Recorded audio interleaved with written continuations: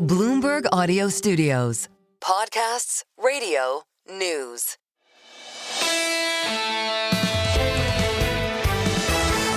The single best idea, and on a wonderful Friday, a strange Friday. Thank you, Claudia Sam, for being with us. It's Jobs Day, but it wasn't. And I have to admit, not in the last 24 hours, but in the last 3 days, distant from the agony of no paycheck, it's just hit me, the agony of this shutdown. This is serious stuff. We all know that. Nobody needs to hear it from me, but it was a joy to have Claudia Sam with her prodigious abilities really talk about where we are with no October paychecks.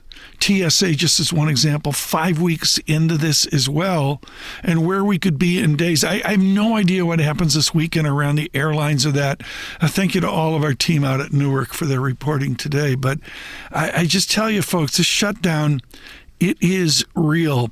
We had a wonderful conversation with Troy Gayeski. This is just a wonderful window into sort of like the academics and also the job of what so many of our guests do. We had on Katie Kaminsky of Elf Simplex, EE, PhD in electrical engineering from MIT up in Boston. Good morning, 92.9 FM. And then into Gayeski, chemical engineering at MIT as well.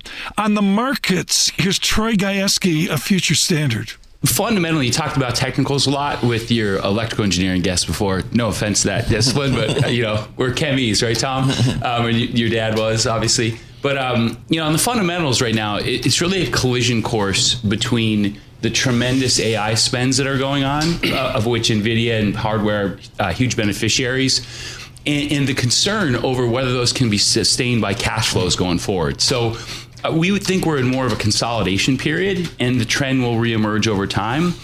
But make no mistake, at this particular point, it's unlikely we have material upside into next week. It's going to take several weeks for consolidation.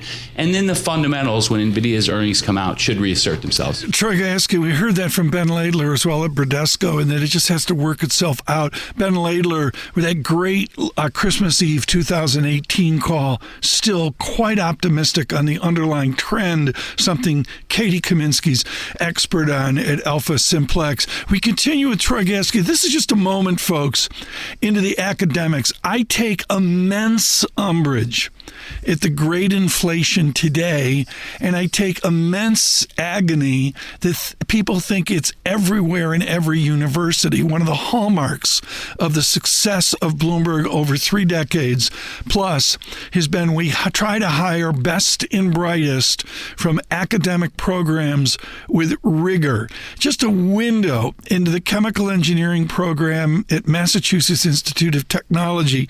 Just for a moment, Troy Gayeski butchering his freshman year at MIT. Well, Tom, I guess I'm proud enough at this stage of my life to admit that my first chemical engineering class was thermodynamics and fluid mechanics. And literally the first fluid mechanics test, I got an 18. An 18, right?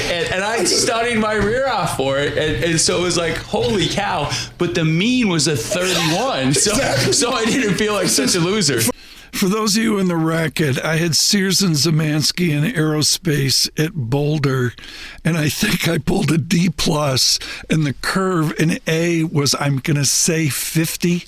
I mean, the reality here away from this idiot great inflation of 2025 is there's some rigorous programs out there. Shout out to Jim Caron with all of his academics at Cal Tech as well, but many, many other guests, a prodigious intellect that we're trying to bring you every day in economics, finance, investment, and international relations. That was Troy Gayeski at Future Standard. On podcasts, out at Apple, out at Spotify, on YouTube podcasts, it's Single Best Idea.